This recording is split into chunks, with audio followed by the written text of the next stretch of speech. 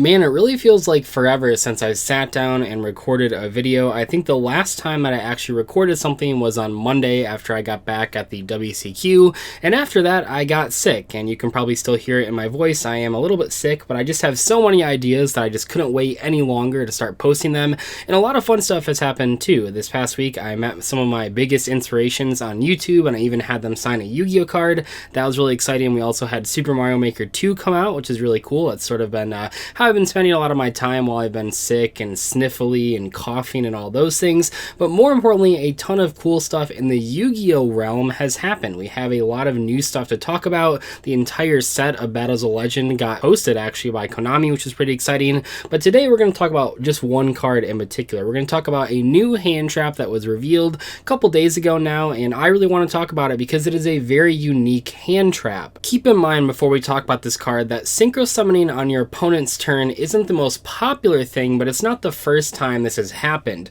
With cards like Formula Synchron and the Yang Zing monsters, you've always had the ability, or at least mostly had the ability, to synchro summon on the other player's turn. This is pretty cool, and in the past with cards like Formula, it actually has been competitive.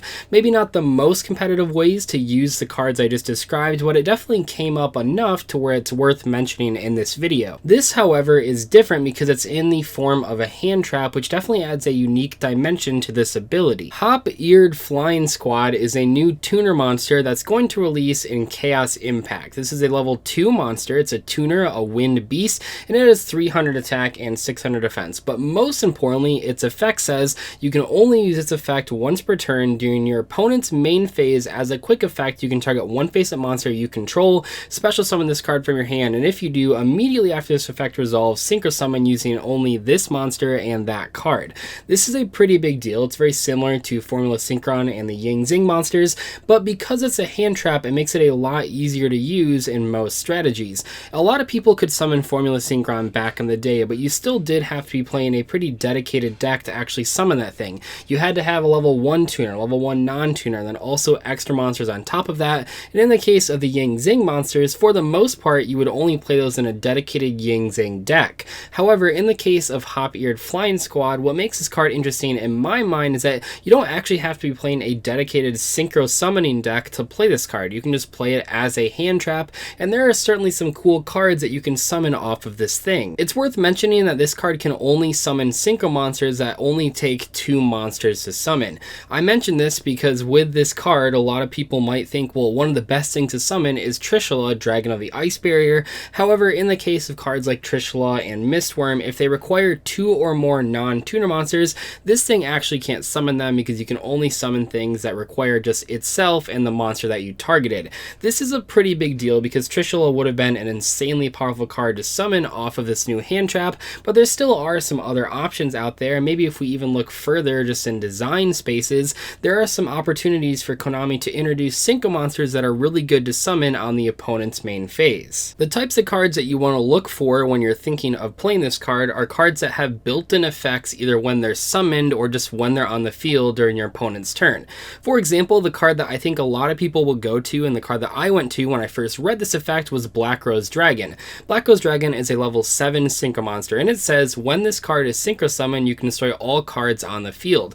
Of course, it has a bonus effect with banishing plant monsters, but more importantly, if you can summon Black Rose on your opponent's turn, you get to blow up the entire field as a quick effect, and that's pretty darn good in the form of a hand trap. The tricky part here is that Black Rose Dragon is a level 7 synchro monster, which means that you'll have to have a level 5 monster on your field when you end your turn so that you can actually use the hand trap. And don't get me wrong, I'm well aware that level 5 monsters are not the most common monsters out there. However, what I'm suggesting here is not building a deck full level 5s just to play this hand trap. More so, I'm suggesting if you find yourself playing a deck with level 5 monsters, this is a hand trap you definitely want to consider playing. But maybe you find a deck out there that has level 5s but doesn't want to blow up its entire board. Well, good news is that you can actually use a card like Black Rose Moonlight Dragon, which is a more single target removal ability.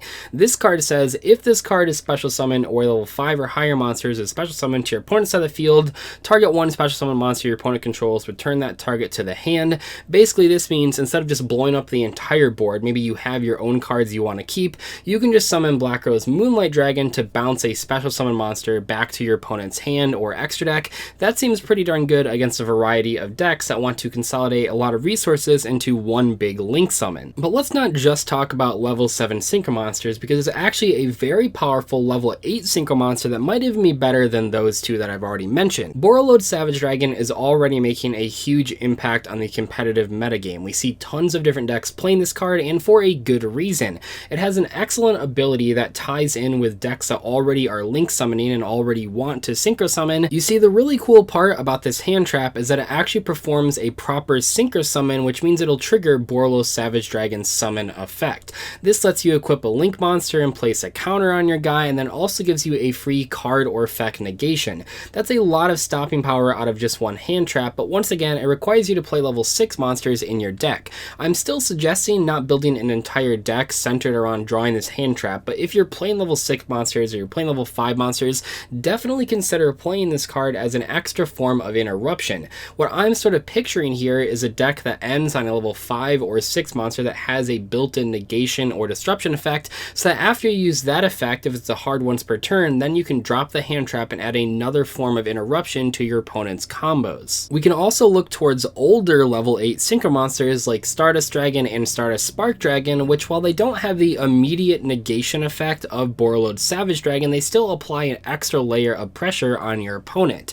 By preventing your cards from being destroyed, maybe you have like a key floodgate that you actually want to just leave on the field, it adds another layer that your opponent has to push through to deal with your board. Another interesting application for this card is that you can use it to trigger your graveyard effects on your opponent's turn. Now this can go in a lot of different ways, but one of the easiest examples that I can tell you guys is that if you had this hand trap and you ended your turn with Fiendish Rhino Warrior, on your opponent's turn you could synchro summon just any random level 5 synchro monster like Ally of Justice Cataster, but more importantly, by doing that you're triggering the Fiendish Rhino Warrior's graveyard effect to send a fiend to the grave. In that way, this hand trap isn't just putting a synchro monster on the board, it's also sending like a Farfa to the grave to banish an opponent's monster. That's a pretty cool application for this hand trap that a lot of other cards can't do, and I think that might actually end up being the way that this card is used. Maybe not so much focused on the synchros it's summoning, but rather the cards it's using as synchro material.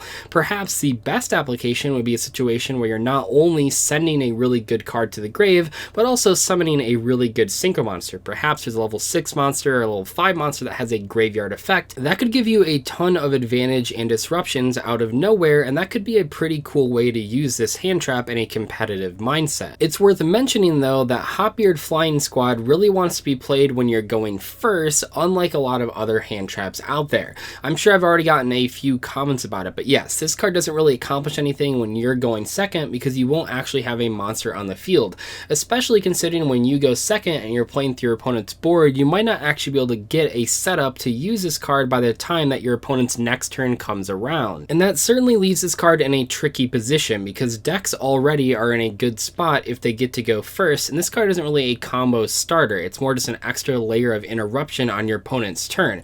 That's kind of why I'm saying there might not be the deck out there right now that can take full advantage of this new hand trap. It might be a case where we want to wait until a deck that can seamlessly integrate this hand trap into its normal strategy comes around. I'm not saying this will be the most competitive hand trap out there, but it is cool that Konami is sort of pushing the envelope of what a hand trap can do.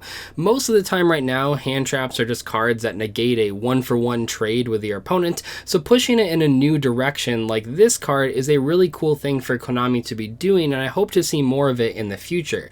This card in combination with a potential future release of Kristan Needlefiber could provide duelists with a lot of different ways to summon synchro monsters on their opponent's turn. Needlefiber can summon tuner synchros from the extra deck really easily, which means they can summon things like TG Wonder Magician, and then in combination with hand traps like this, you could see a lot of synchro summoning on your turn from your opponent with all these crazy cards, and that's a totally new dynamic to Yu-Gi-Oh! Than we've seen in the past. Sure, cards like Formula Synchron and the Yang Zings have existed, but this wasn't always the most popular way to use those cards, whereas cards like Needlefiber and this hand trap are specifically designed to do exactly that. Anyway though, that's gonna wrap up today's discussion video on this new hand trap. Sorry that I sound kind of sick. I don't know when I'll recover from this. Hopefully over the next couple days I'll feel a little bit better at least, because I really do have a lot of fun videos planned and a lot of cool discussions that I've been thinking about over the past week or so as I've been sick, and I really want to make them when I'm not feeling so crappy. I'll see you guys later though. Thanks so much for watching. Goodbye.